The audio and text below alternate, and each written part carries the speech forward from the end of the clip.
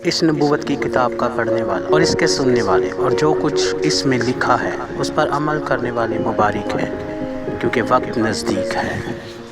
مسیح میں سب کی سلامتی ہو۔ جیسا کہ ہم جھوٹے نبیوں اور استادوں کے بارے میں سیکھ رہے ہیں، تو اسی طرح سے خداوند کے کلام میں ہم دیکھیں گے یہودا کا عام خط، اس کا پہلا باب اور اس کی 4 آیت میں کچھ یوں لکھا ہے، کیونکہ بعض ایسے شخص چپکے سے ہم میں آ ملے ہیں جن کی اس سزا کا ذکر قدیم زمانہ میں پیشتر سے لکھا گیا تھا۔ یہ بے دین ہیں اور ہمارے خدا کے فضل کو شہوت پرستی سے بدل ڈالتے ہیں اور ہمارے واحد مالک اور خداوند یسوع مسیح کا انکار کرتے ہیں۔ اور اسی طرح خداوند یسوع مسیح نے بھی ان لوگوں کے بارے میں جو بتایا، تو ہم جب دیکھتے ہیں متی کی انجیل اس کا 7 باب اور اس کی 20 آیت میں، جو مجھ سے آئے خداوند کہتے ہیں، ان میں سے ہر ایک آسمان کی بادشاہی میں داخل نہ ہوگا، مگر وہی جو میرے آسمانی باپ کی مرضی پر چلتا ہے۔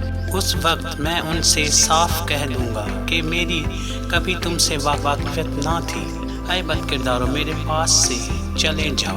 اسی طرح ہم آگے بڑھتے ہوئے متی 15 باب کی 14 آیت میں جب دیکھتے ہیں، وہاں پر بھی خداوند ایسے لوگوں کے بارے میں ہمیں سکھاتا ہے، انہیں چھوڑ دو، وہ اندھے راہ بتانے والے ہیں، اور اگر اندھے کو اندھا راہ بتائے گا تو وہ دونوں گڑھے میں گریں گے۔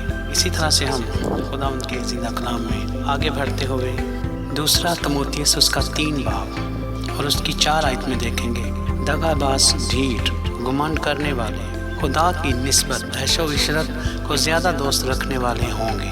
وہ دیانتداری کی وسعت تو رکھیں مگر اس کے اثر کو قبول نہ کریں گے۔ ایسوں سے بھی کنارہ کرنا۔ ان ہی میں سے وہ لوگ ہیں جو گھروں میں دبے پاؤں گھس آتے ہیں اور ان چھچوری عورتوں کو قابو میں کر لیتے ہیں جو گناہوں سے دبی ہوئی ہیں اور طرح طرح کی خواہشوں کے بس میں ہیں، اور ہمیشہ تعلیم پاتی رہتی ہیں مگر حق کی پہچان تک کبھی نہیں پہنچتی۔ اسی طرح ہم کلام میں آگے بڑھتے ہوئے دیکھتے ہیں، پہلا کرنتھیوں اس کا 4 باب اور اس کی 5 آیت میں کچھ یوں لکھا ہے، بس جب تک خداوند نہ آئے، وقت سے پہلے کسی بات کا فیصلہ نہ کرو، وہی طریقے کی پوشیدہ باتیں روشن کر دے گا اور دلوں کے منصوبے ظاہر کر دے گا، اور اس وقت ہر ایک کی تعریف خدا کی طرف سے ہوگی۔ اور جب ہم خداوند کے کلام میں دیکھتے ہیں تو ہمیں کسی طرح کا کوئی فیصلہ کرنے، کیونکہ جب خدا آئے گا تو وہ خود اپنی سب پوشیدہ باتوں کو روشن کر دے گا۔ جتنے بھید اس کے ہیں صرف وہی جانتا ہے، یا وہ ان پر ظاہر کرتا ہے جن سے وہ محبت رکھتا ہے۔ اس لیے خدا کے لوگوں بدعتوں سے بچو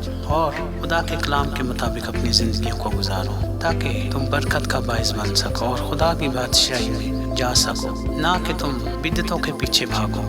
کلام کو سمجھو، کلام کو جانو۔ خداوند کے زندہ کلام کے پڑھے سنے جانے پر خداوند کی برکت ہو۔ جے مسیح کی۔